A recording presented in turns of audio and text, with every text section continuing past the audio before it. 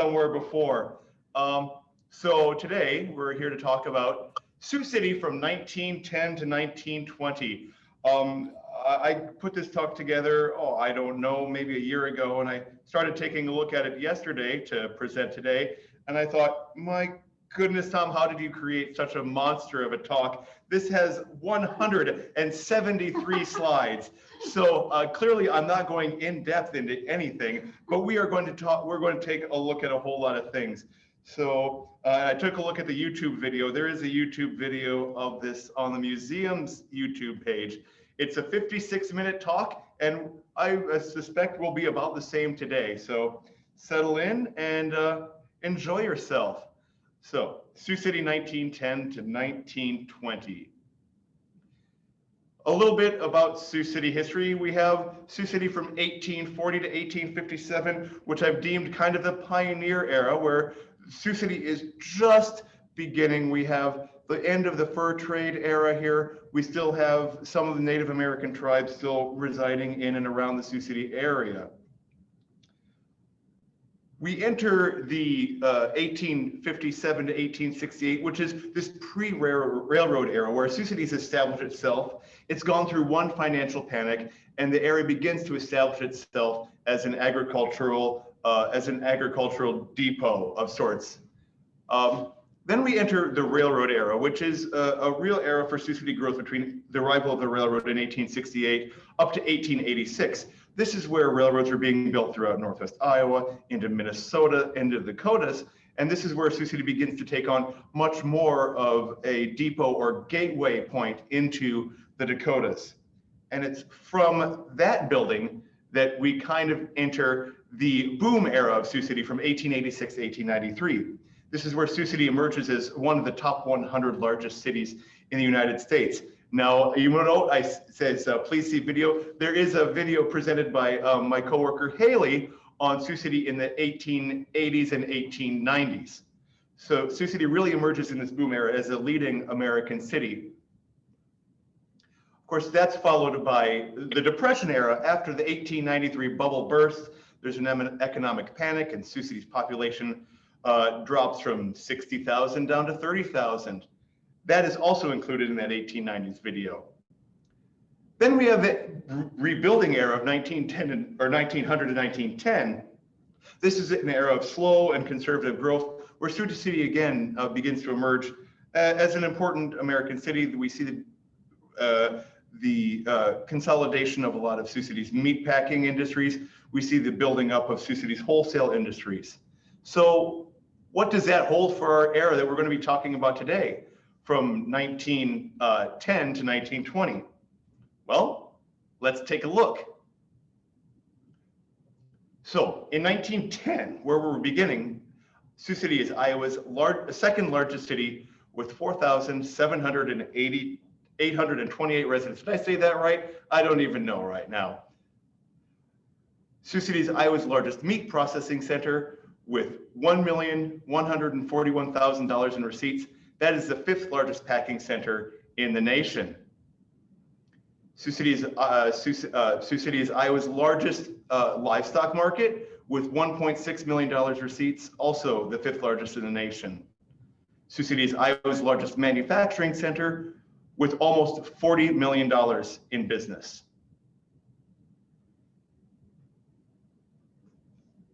Sioux City is Iowa's largest wholesaling center with $50 million in business. Sioux City is Iowa's largest railroad center with 6 trunk lines, 5 of them with terminal facilities. Sioux City is an important banking center with reserve city status, 15 banks and clearings of $151 million. So let's take a look at Sioux City's meat industry. From 1910 to 1920, the number of animals received at the Sioux City stockyards increased by 250%. From 1910 to 1920, the number of animals received at Sioux City packing houses also increased by almost 200%. From 1914 to 1920, $1.6 million in building permits were issued for infrastructure projects in the Sioux City stockyards. So Cudahy Packing was one of these major building projects, with an addition here you can see in 1910. The Sioux City Serum Company started in 1912. It was the nation's largest anti-hog cholera manufacturer. There were 5 of these companies located in Sioux City. So Sioux City was the nation's second leading producer of anti-hog cholera serum after Kansas City. Armour and Company had additions, which you can see pictured here in kind of the orange color in the center, in 1913 and 1918. In the Stockyards area, the Livestock National Bank was expanded, and a new addition to the Exchange Building, which you can see here in 1915. The Rudolph Herney Packing Company added an addition in 1916. You can see that on the left side of the screen. It's kind of that reinforced concrete structure with kind of the blocky looking thing. Now, Herney closed in 1917, but Swift & Company took over operations there. The Sioux City Stockyards Company built a double-decker hog shed in 1916. Many of you might remember that, affectionately known as Hog Hotel, and the first parts of that were built in 1916. Midland Packing Company opened and closed in 1920.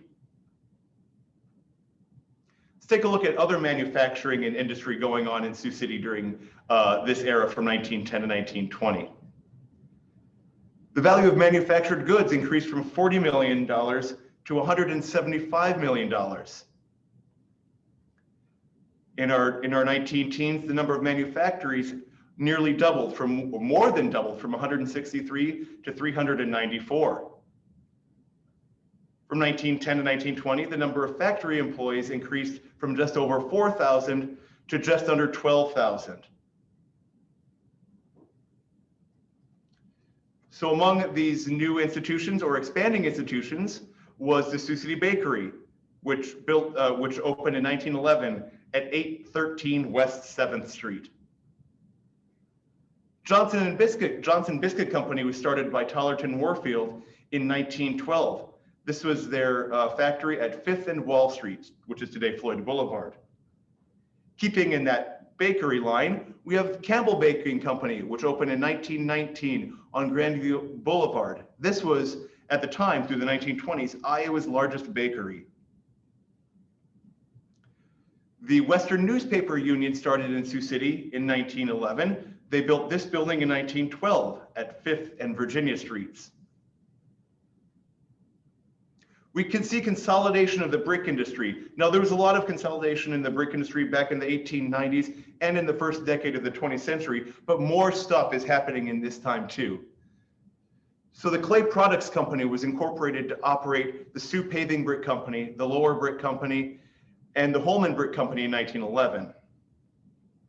So Clay Products Company was operating 3 brickyards, and it merged with Sioux City Brick and Tile, which was operating 2 brickyards in 1911. So in total, this new Clay Products Company was operating 5 of Sioux City's 6 brickyards. Clay Products Company was renamed Sioux City Brick and Tile in 1913.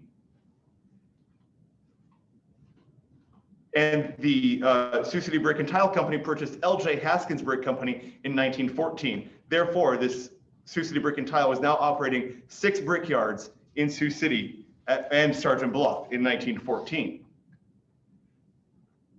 Tom Green Brick Company, he had been an executive with the other brick companies. Well, he was kind of ousted, so he and his wife opened their own brick plant at 4200 Correctionville Road in 1915. Hanford Produce, which had been a long-time Sioux City business, had an addition, which you can see there in the foreground. That was in 1912, and of course, bits of Hanford Produce Company are still around at First and Court Streets. Keeping with the creamery companies, Blue Valley Creamery Company, which started in Sioux City in 1907, was added onto. That's the top 2 floors of that building in 1914. This was at 2nd and Pearl Streets. Roberts Dairy Company expanded to Sioux City in 1918. This was their original creamery here at 809 Douglas. Fairmont Creamery opened its largest location in Sioux City at West 3rd and Park Streets. This is also the largest poultry dressing company in the nation. McCracken Machinery Company, which is a business that makes machinery that makes concrete pipe. They're still around today in some form. They started here in 1912. This is their plant at 9th and Division Streets. F.W. Woolworth, a national retailer, opened in Sioux City in 1912 at 417 4th Street. The Philip Bernard Company started in Sioux City in 1912. They manufactured farm implements and watering tanks and things like that. They opened a new factory in 1918 at 2300 Floyd River Road, which is today Hawkeye Drive. A handful of these buildings are still standing there on Hawkeye Drive. The Houston Pen Company started in Sioux City in 1912, located at 406 Pierce Street. General Manufacturing Company, also the manufacturer of pens, started in Sioux City in 1919 in this factory at West 5th and Sioux Streets. The C.T. Hopper Company, which was a furniture wholesaler and manufacturer, they built a new factory, which you can see on kind of the right side of the image. The building in the foreground was built in 1913. The tall 5-story building was built in 1915, and disregard the building on the far left because that wasn't built until 1926. This was their factory at First and Virginia, which is still standing. This is part of Ho Chunk's Virginia Square. The Wetmore Tractor Company started in Sioux City in 1913. They built this factory on Main Street in 1920. The American Popcorn Company moved to Sioux City in 1914. These are some of their corn cribs in Leeds. Albertson and Company started in 1914. You can see their first factory there on the left at First and Jennings. They expanded in 1920 to this factory, which you can see on the right at 2901 Floyd Boulevard in 1920. Well, speaking about Sioux Tools, which was the builder of tools for automobiles, we can talk a little bit about the rise of the automobile. So, in 1900, there were no automobiles in Sioux City. By 1910, there were 3 dealerships and 9 auto-related businesses. Give it another 10 years, by 1920, there were 52 car dealerships, 93 automobile supply businesses, 19 repair shops, and 7 businesses making automobiles and parts.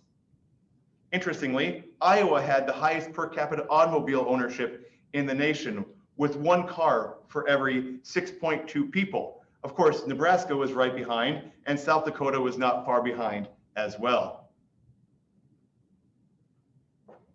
The Hawkeye Truck Company started in 1914. They built the factory you see here on Hawkeye Drive in 1918.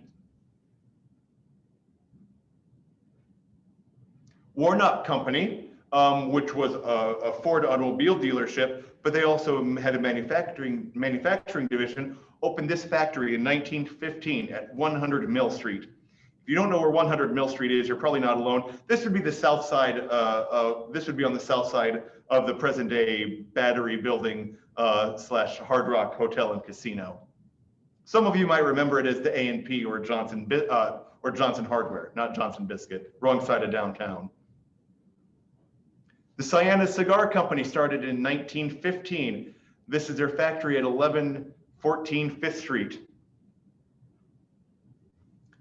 Martins and Kettles Milling Company started grain milling in 1915 in the former Sioux City Exchange Mills. You can also see on the left side of the screen the new grain elevator they built in 1919. This is at 11th and Steuben and is the present site of Cargill. Where the Flanley and Terminal grain elevators were built at 14th Street and Terminal Drive in 1919. In all, in this era, between 1915 and 1920, 7 grain elevator facilities were built costing building permit wise $517,000. These are the plants of, I can't quite, I forget, this is the Mystic Milling Company and the Western Terminal Grain Elevators. These were both built in 1919. The Mystic Milling was in Leeds, and the Western Terminal Elevator Company was at 11th and Steuben Street.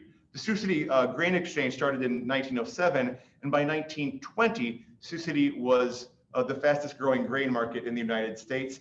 And all this building we see here resulted in about 2 million bushels in bushel-wise storage in Sioux City. The Bierman Engraving Company started in 1915 and moved into this building at 5th and Douglas in 1916. The Fairway Manufacturing Company, which made agricultural equipment, started in 1916 and located in this factory in Riverside in 1919. H.A. Baker and Company, which is a textile manufacturer and the predecessor of Alf's Manufacturing, located to this new building at 5th and Jones Streets in 1917.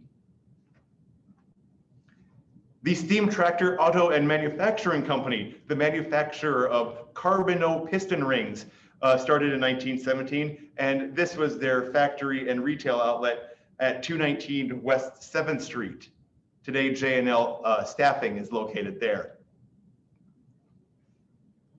The Sioux City Tire and Manufacturing Company started in 1918 at 5th and Plymouth Streets. Today, Plymouth Street is today Lewis Boulevard or Old Highway 75. Thompson Yards, which was a coal and wood business, opened at a new location in 1918 in the 2200 block of 4th Street. Chesterman and Company opened a new factory. Of course, Chesterman had been in Sioux City since 1885. They opened this facility on Bluff Street in 1920. This is today where Palmer Candy is located. Palmer Candy Manufacturing, not their retail. And Hydrostone Products, the manufacturer of concrete blocks, opened in 1920 at 2222 3rd Street. Nelson Brothers Poultry Company started in 1920, located at West 1st and Isabella Streets. Of course, this is the former Interstate Brewing Company. Actually, we'll see Interstate Brewing Company pop up again a little later in this talk. J.C. Renison and Company greenhouses had been around Sioux City since 1882, but they opened these new greenhouses on Morningside Avenue in 1920. Rob Ross Company started in 1920. This was the food manufacturing division of Tollerton and Warfield, and their first factory was located at 304 Wall Street, which we've already been over, is today Floyd Boulevard. Let's take a little look at the railroad industry in Sioux City. We only have a couple of little slides here for this. The Great Northern Railroad shops, the Great Northern built new repair shops in 1917 at 18th Street and Lewis Boulevard. The Milwaukee Railroad also opened new shops in 1918 in North Riverside. The Chicago Northwestern Railroad opened a new freight house on the south side of 3rd Street between Jackson and Virginia in 1919. Oh, now to Sioux City's other big industry, wholesaling. So, from 1912 to 1920, the wholesale business in Sioux City increased from $50 million to $207 million. From 1912 to 1920, the number of wholesalers grew from 70 to 318. From 1912 to 1920, the number of wholesale employees grew from 850 to 4,600. Some of these wholesalers, let's take a look at them. Crane Company opened in, plumbing wholesaler opened in 1911. This was their warehouse at 3rd and Jackson Streets. Hornick, Moore, and Porterfield added on to their longtime warehouse in 1911. This is in the 300 block of Pearl Street. Hanson Glass and Paint Company built this new warehouse in 1913 at 5th and Douglas. Palmer Fruit Company started in 1914 at 208 Pearl Street. Now this is Palmer Company splitting into two businesses in 1914, both the Palmer Fruit Company and the Palmer Candy Company. Tackaberry Grocery Company, which had been around Sioux City since 1878, opened this new warehouse at 3rd and Wall Street in 1916. Haley Neely and Company, which was a wholesale fruit business, built this warehouse in 1916 at 3rd and Jackson. Wigman Plumbing Company started in 1916, and they're still in the same warehouse at 317 Perry Street. Isaac Miller Company, which was a wholesale dry goods business, opened in 1916 at 2318 3rd Street. Tollerton and Warfield Company, which was the successor of a wholesaler that had been in Sioux City since 1885, began the Council Oak system of grocery stores in 1916. You can kind of see there from left to right one of their retail shops. You can see William Warfield Jr., who was kind of the architect of this retail system, the Council Oak catalog. So retailers would have this catalog and be able to order from the wholesale warehouse, which you can see there on the far right.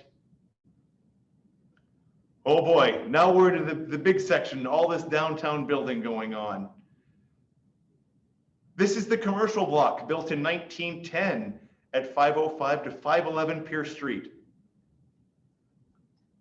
Davidson Department Store at 4th and Pierce Streets had a couple of additions. On the far left-hand side, you'll see an addition from 1911. On the far right-hand side, you'll see an addition from 1910. All in all, these additions totaled over 80,000 square feet. Not to be left out, the Martin Department Store upgraded its facilities with a new facade in 1911. The Davidson Auto Block, we'll see this as we go along. The Davidsons, who had one department store, and the Martins, who had one department store, were also quite active in real estate, and you'll see their influence as we move throughout this downtown section. This is a Davidson Auto Block, 1912. This is on the site of the present-day Warrior Hotel.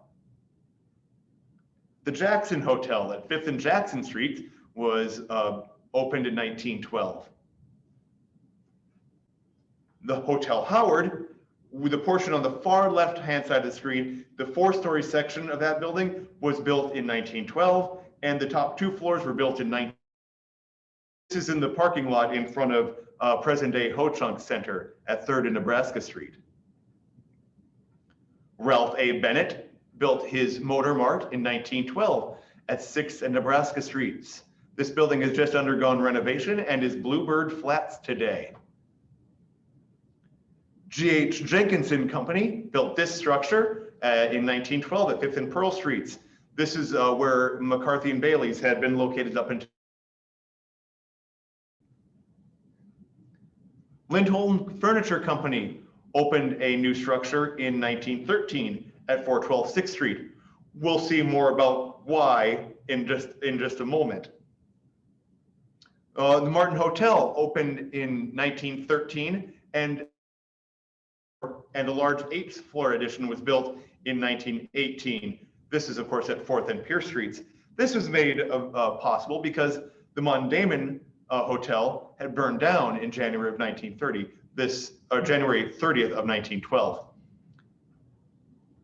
The Davidson Building, also presently under renovation, was built in 1913 by the Davidson Realty Company at 6th and Pierce Streets. The Bolton Brown Block fire in 1914 in the 600 block of Nebraska Street. During this fire, Frank Fulton and C.D. Lawton died as the building facade collapsed on them. Of course, that is unfortunate, but it made way for a new Bolton Brown Block you can see here, built in 1914. The Webster Building is on the present day site, was on the site of the Sioux City Public Museum. My office is somewhere under that building today, or that building is under my office, something like that. This is at 5th and Jackson Streets. The Elks Club built a new building in 1915 at 8th and Douglas. The Sioux City Journal built a new building in 1915 at 5th and Douglas. This site was made available because of the Lindholm Furniture Company fire in 1912. That's why you have in 1913 that other Lindholm Furniture Company being built. The Trimble Block, the present-day home of Security National Bank, was built in 1915 at 6th and Pierce Streets. The Francis Building was built in 1915 at 5th and Pierce Streets. Of course, that site had previously been occupied by the former Hotel Garretson, which in 1914 was the grain exchange. And again, that made way for the Francis Building. The Wetmore Building, you can see here, built in 1917 at 6th and Douglas Streets. This was built by H.A. Wetmore. H.A. Wetmore is an interesting guy. He came to Sioux City in 1908 to sell automobiles. Well, he began manufacturing manufacturing tractors here in 1913. He was also the only resident of Sioux City to race in the Sioux City Speedway 300 race in 1914. We'll talk more about that a little bit later. The Kresge Building was built in 1917 at 4th and Pierce Streets. The McGraw Electric Company renovated this structure in 1917 on the north side of 5th Street between Pierce and Nebraska. This is a present-day site of the MLK Transportation Center. The Princess Theater was built in 1917 at 412 Jackson. The Lessenich Building was built in 1917 at 5th and Pearl Streets. This was the motor mart for the Barish brothers. And you can also see Hanford's Gas. This Hanford is related to that Hanford produce guy we saw way back in the manufacturing section of this talk. The Grain Exchange Building, which we today know as the Insurance Exchange or the Insurance Center, was built in 1917 at 7th and Pierce by the Davidson Realty Company. The Capitol Theater was built in 1918 on Nebraska Street. This is today also on the present site of the Sioux City Public Museum. The Davidson Brothers Company built this annex in 1918 and 1920. This is in the 300 block of Douglas Street. The Woodbury County Courthouse is also built during this era, opening in 1918 at 7th and Douglas. Just up the street at 13th and Pierce was the Schoberg Motor Company in 1919. You can really see the influence of the automobile and these motor marts. The Davidson Realty Company built this auto school in 1919 at 8th and Nebraska Streets. The Warnock Building was built in 1919 at 7th and Douglas Streets. Familiar contractor W.A. Klinger, who's been around Sioux City since 1919, this was his first project. The T.S. Martin Company department store opened in 1919 at 4th and Nebraska Streets. And the Woodbury Building at 3rd and Iowa Streets was all finally built in 1920. So let's hop around and take a look at new schools, hospitals, churches, and all the other stuff that's going up and around in Sioux City at this time. St. Boniface Catholic Church built a new building, which opened in 1911 at West 5th and Omaha Streets. The main library was built in 1912 at 6th and Jackson Streets. Joy Elementary School in Morningside was built in 1912 and added on to in 1914. Morningside College Main Hall was rebuilt in 1912 after a fire that same year. A lot of fires. A lot of fires. You know, I think I've talked about this in the fire talk. When, especially 1912, 1914 were really bad years for fires. And you get to thinking about why. Well, we don't have natural gas or something like that heating. You still have wood or coal-fired boilers, and you also have. This is still pretty early in the era of electricity. You have knob and tube wiring. Yeah, there really were a lot of fires, and this is also an era before reinforced concrete or fireproof structures really start to take hold. which would actually happen in this era in the 19 teens. The Commercial Men's Boat Club opened a new structure in 1913. Of course, as interestingly, the earlier one burned in 1912. Trinity High School, the main hall and their dormitory were built in 1913 and 1916 at 33rd and Floyd River Road, which is today Floyd Boulevard. This is today where the Queen of Peace, Trinity Heights, is located. Sioux City High School, later renamed Central High School, was added onto in this era in 1913. Basically, the whole northern 2/3 of that structure were built in this era. Back to the Morningside College campus, the Alumni Gymnasium, which is their library, was built in 1914. On the west side, Whitfield Methodist Church was built in 1914. Riverview Elementary School was built in 1914 at Wright Avenue and Bryan Street. Now I note there that this is the first modern school. Well, if you were here for years ago, who knows how long ago I gave my elementary schools talk here. Let's talk a little bit about a modern school building. First, let's talk about M.G. Clark, who became the superintendent of Sioux City Schools in 1911. Clark was born in New York in 1868. He attended the Oswego Normal School, the University of Chicago, and Greer College, completing his degrees in 1898. He became superintendent of the school district in 1911. He transformed school infrastructure by building and modernizing 20 school buildings. Now, there's a lot going on in that modernization process. Basically, you're moving outhouses indoors, you're excavating school basements to make classrooms, you're moving the boilers inside the schools, outside and underground, you're refacing the structures in better weather impervious brick. You're getting rid of sloped ceilings on buildings, and inside you are getting rid of wood hallways and wood floors and replacing them with terrazzo. Anybody who's been in a Sioux City school, elementary school, knows about the terrazzo floors and the hallways, and well, yeah, you're familiar with that. He created the junior high school system in Sioux City. Before this era, you kind of went to primary school, which took you up through 8th grade, and then you went to high school, which was 9th through 12th. This was partially to help relieve stress on Sioux City's primary schools and the high school with this junior high school system. He wrote textbooks and developed curriculum and modernized the high school courses and vocational programs. If Clark couldn't find a textbook he liked, he wrote his own. He started the Sioux City Normal School, which is teacher training in the high school system. So taking a look at the infrastructure of the Sioux City School District, between 1910 and 1920, 7 new schools were built. In this era, 15 schools had additions built.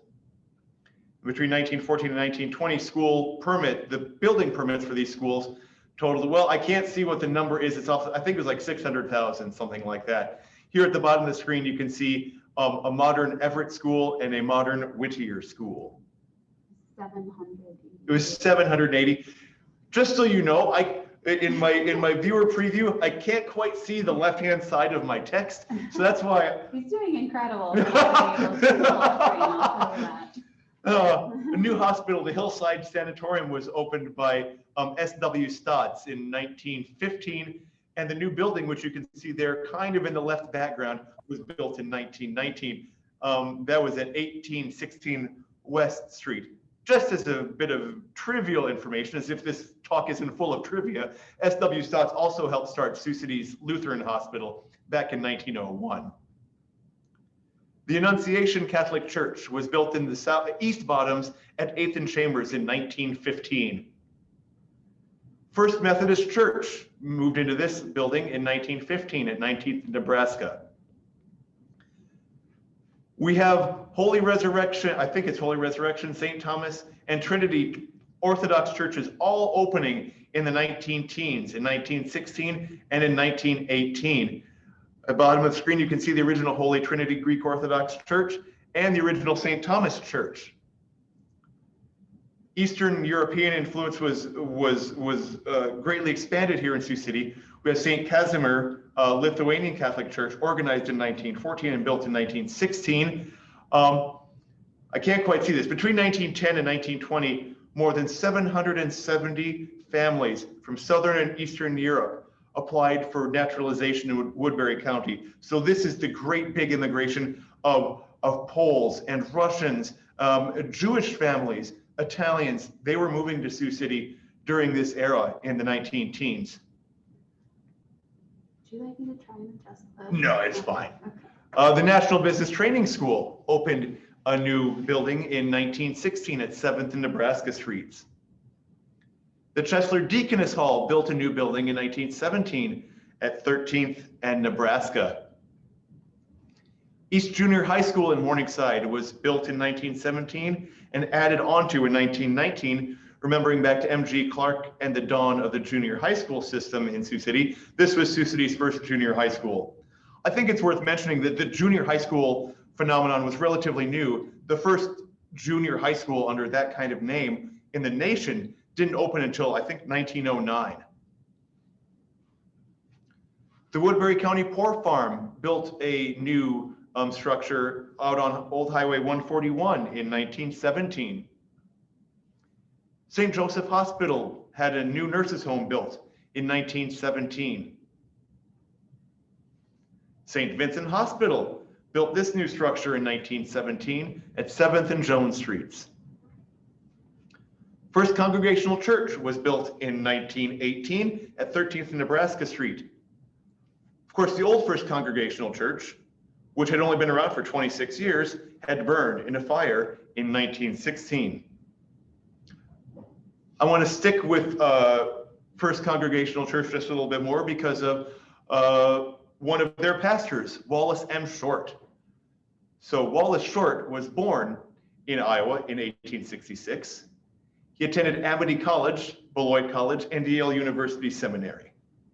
He came to Sioux City in 1910 to serve as pastor at First Congregational Church.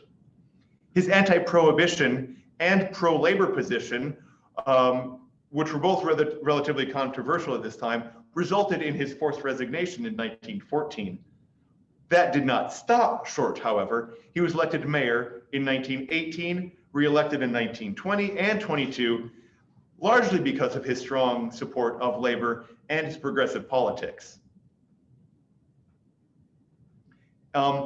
He was later elected to the Iowa House and ran unsuccessfully for governor in 1934, 1936, and 1938. Agnes Eichelberg's dream was finally achieved when the maternity hospital opened in 1918 near the campus of the Florence Crittenden Center at 28th and Iowa Streets. Sioux City's second junior high school opened, West Junior, in 1918. That's kind of the center portion of the photo. Both the building on the left and the building on the right were added in 1920. First Baptist Church moved into a new home in 1919 at 9th and Douglas. Trinity Lutheran, which had been around since 1885, opened a new building in 1919 as well at 12th and Jackson. The Lutheran Hospital was added onto in 1919 up at 27th and Pierce Streets. And I don't have a picture of it, but a new nurses' home was also built on their campus in 1916. St. Monica's home was built in 1920 at 43rd Street and Perry Creek Road, which is today Hamilton Boulevard. If you are really a fan of this building, I suggest going up and getting a picture of it soon because I saw the demo permits were issued for this about 2 weeks ago. Crescent Park Elementary School opened on the west side in Crescent Park in 1920. Also on the west side, Roosevelt Elementary School opened in 1920 at West 6th and Turner Streets. Let's take a look at more some of our neighborhoods here. We've kind of, during this era, I mentioned it before, Sioux City had an enormous population growth. So a lot of apartments were built in this era. Sioux City's population increased from about 50,000 to 75,000 in these 10 years. So here we see the Ben and Harriet Shoeline House at 2604 Jackson Street, built in 1913. For those of you who have been around for my Prairie School talk or my William Steele talk, you'll know that this is a Prairie School style house, the most common form. the kind of four square, the prairie box. This one was also designed, this was built by or designed by William Steele. The John Kelly House at 2501 was built in 1913. This is also a William Steele project. Again, the influx of population to Sioux City, particularly with the increased enrollment in the school district, we have increasing numbers of teachers. Teachers at this time tended to be young, single women, and very often they could not afford a house, so they moved to apartments. So you see places like the Carroll Apartments here, built in 1914 at 11th and Jackson Street. Speaking of many of these apartments being occupied by teachers, you can see Central High School there, or Sioux City High School in the background right.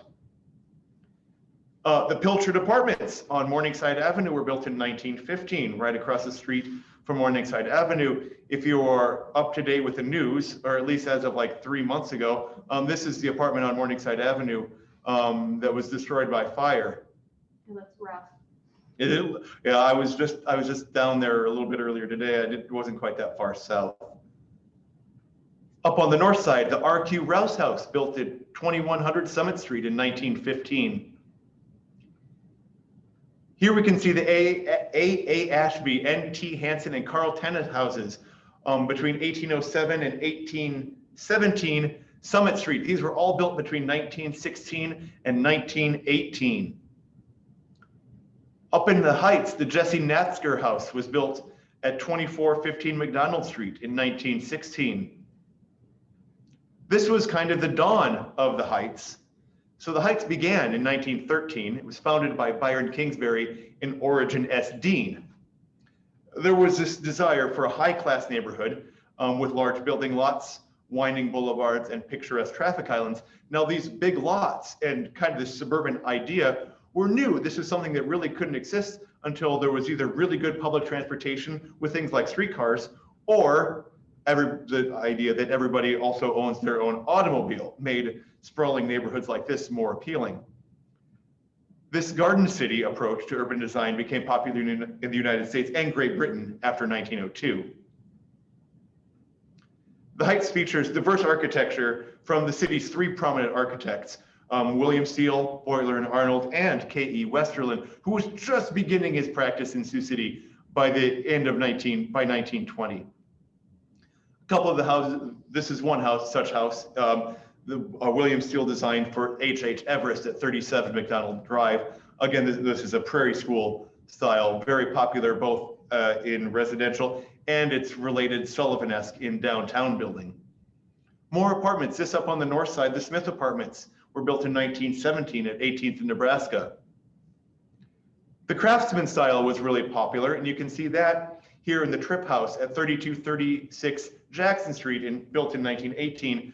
The Craftsman house is defined by the brackets under those gable ends and the exposed rafter tails you can see sticking out from underneath the roof line. More apartments, the Walsh and Teefy or Bolstein Apartments were built in 1918 at 17th and Jackson Street. The Sioux Apartments were built in 1919 at 19th and Grandview. Lots of apartments again built during this era. Between 1914 and 1920, $1.2 million in building permits were issued for Sioux City's apartment buildings, including going counterclockwise from the upper left, the Grandview at 21st and Grandview, the Hawkinson at 3311 Indiana Avenue, down at the bottom, the Johnson Apartments at 3811 Peters Avenue, the lower right-hand corner, the Nash Apartments at 13th and Grandview, and up top there in the upper right, the Ida Apartments at 19th and Pierce Street. All of these were built in the late teens. Is it the same architect? They look very similar. So honestly, I only know the architect of one of these. In the lower right-hand corner, the Nash was William Boiler and Ralph Arnold. And yes, a lot of the buildings in this era have been theirs. A few less have been William Steele's. But you're right. There's a continuity of architecture in this era. Everything kind of looks a little bit the same, but there's also a little bit of different. I would wager that probably all of these are either Boiler and Arnold or William Steele. Oh, it's possible that the bottom there, the Johnson Apartment, that kind of has the aura of K.E. Westerlund all over it. Looking at public property, parks, and cemeteries. Stone Park became a city park in 1912. This had formerly been D.H. Talbot's farm. After D.H. Talbot lost control and it went to the Stone family, it was Minnewaseeka Park. Who you see here is Richard Ricketts, who had been Talbot's land caretaker, had been the caretaker of Minnewaseeka Park, and was later the first caretaker of Stone Park, almost up until it became a state park. He died in 1933. He was out wandering the hills in the snow and slid down one of them, which resulted in his death. I mean, he was in his 80s at the time. Here he is feeding a badger, though, at the Stone Park Zoo in 1915.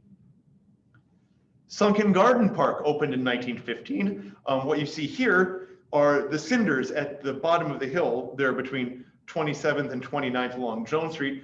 Those are cinders from the old Sioux City Cable Railway Company powerhouse, which used to be over the top of the hill. The Graceland Cemetery built their mausoleum this year in 1917. It was a good year for mausoleums because Calvary Cemetery too built their mausoleum in 1917. Gilman Park, which is today kind of where Baumgars is on Hamilton Boulevard, became a city park in 1918. 3 other city parks opened in this era. Ravine Park, which at the time was known as Garrettson Park in 1917. Anderson Park, which is today kind of under the rechanneled Floyd Boulevard, opened in 1919. And out on the west side is Lions Park. It opened in 1919. Of course, the image you can see here is of the ice skating rink at Gilman Park, probably from the early 1920s. Events and entertainment in Sioux City.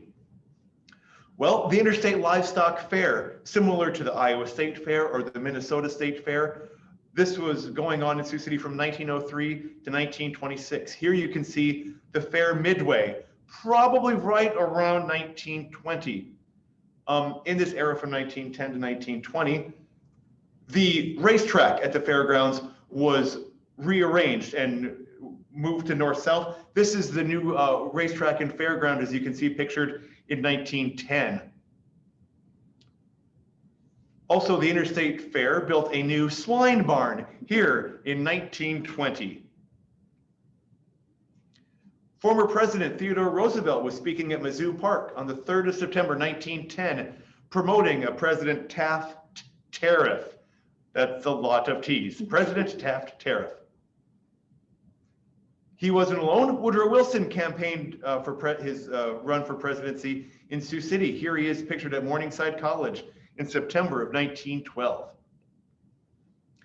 Technology is also on the rampage in this era. We see George Call receiving Sioux City's first radio transmission in 1912. George Call also had Sioux City's first official radio station, which he operated from the little room between the Grandview Park reservoirs. All gone now. The Sioux City Speedway 4th of July race was held in 1914. 47,000 people witnessed Eddie Rickenbacker defeat the favorite Barney Oldfield in 300-mile race held in Stevens, or North Sioux City, South Dakota.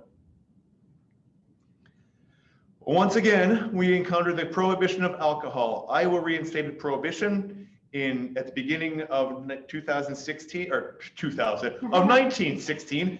Sioux City's 2 breweries, the Interstate Brewing Company and Sioux City Brewing Company, both closed.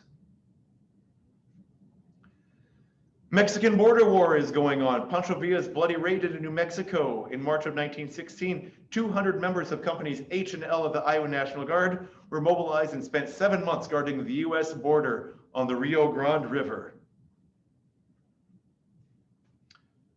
During this era, William Lloyd Harding, born in Sibley, Iowa in 1877, well, he became Iowa's governor. He was Sioux City's only native to become governor. He attended Morningside College, the University of South Dakota, earning his law degree there in 1905. He began his career in law in Sioux City, then in the Iowa House of Representatives from 1906 to 1912. He served as lieutenant governor of Iowa from 1913 to 1917 before his election to the governorship in 1916.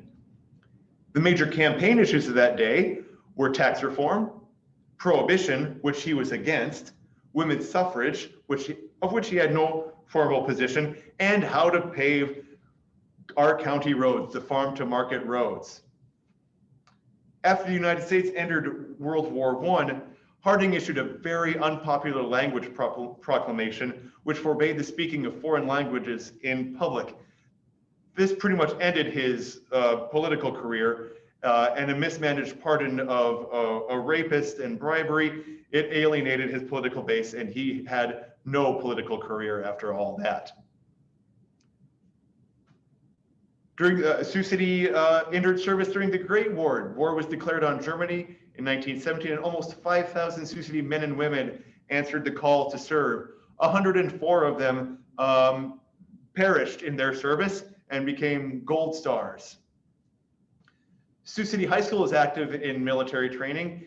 Here we see the teaching of semaphore and radio communication on the front lawn at Sioux City High School, and Morningside College also added military training. Here we can see enlistees learning how to dig trenches on the interstate fairgrounds. The rough disaster of the 29th of June, 1918, it was undergoing, the old Hedges block was undergoing modernization. The building collapsed. The ensuing coroner's jury placed blame on the building's owner, the Western Iowa Company. The death resulted in stricter building codes and the appointment of F.E. Colby as the city's first official building inspector. Of course, this was Sioux City's greatest disaster until the crash of United Flight 232 in 1989. This disaster resulting in 39 deaths. Here we have one of my favorite aerial views of 1917. You can see this is kind of overlooking 4th Street, but you can see some of the things we were talking about in the foreground there. You can see the Chicago Northwestern Freight House. In the background, on the background left, you can see the Woodbury County Courthouse and the Insurance Exchange Building, both being built. You can see the brand new St. Vincent Hospital. You can see Sioux City really quite a modern city here in 1917. So looking at Sioux City in 1920, where do we end up with all of this? Sioux City is still Iowa's second largest city with 71,227 residents. We have reemerged. We're still in the top 100 largest cities in the nation. Sioux City is still Iowa's largest meat processing center with over 2 million in receipts. We are the 6th largest packing center in the nation. We are Iowa's largest livestock market with almost $4 million in receipts. That means 4 million animals, not $4 million, 4 million animals. That's the 6th largest in the nation. We are still Iowa's largest manufacturing center, doing a business of about $175 million. We're Iowa's largest wholesaling center with $207 million in business. Sioux City is Iowa's largest railroad center with 5 trunk lines and terminal facilities. We're Iowa's largest grain milling and dairy center. We are Iowa's largest retail center and home to Iowa's largest department store, Davidson Brothers Company. Sioux City is an important banking center. We're a reserve city status with a clear reserve city status, clearings of 500 and I'm sorry, I'm looking at the wrong screen. We're the largest creamery and popcorn distributor, hog serum and poultry dressing company, and we're the largest banking center in Iowa. We have reserve city status. We have 21 banks, $550 million in clearings. We're the 44th largest banking center in the United States. So that is the wild race of Sioux City, 1910 to 1920. And I did stop to take a few breaths in there, but thank you for joining me. I imagine there's got to be a question, comment, concern. I don't know. What do you think? Can I have your Yeah. I'll get rid of the PowerPoint so you can see. Yeah. Just give me 1 second, everybody, while I try and get rid of Tom's PowerPoint, which is not letting me do. Okay, Tom just can't see you. Do we have any questions or comments out there? Feel free to unmute yourself. It's a quiet place. Well, you did it, Tom. You did 173 slides. Did I overwhelm you all with too much information? Wasn't a lot of Like I said, I looked at this talk yesterday afternoon and this morning, and I commented to Haley, how did I put this talk together and how did I get through it in under an hour? And I did. Again, that was like right at 54 minutes. You did, yeah. This is like when I gave my How the Streets Got Their Name talk. We were beginning to take comments on our history of high noon at the museum, and somebody said in that How the Streets Got Their Names talk, I don't think Tom stopped to take a breath. I really don't want to give any of you time to think. This is kind of like a stream of consciousness. I see Donna is unmuted. Donna, do you have a question or comment? No? Okay, cool. All right, well, thank you everybody so much for joining us, and I hope you have a wonderful day, and I will send out the recording as soon as I have it. Thanks, everybody. Bye. Bye.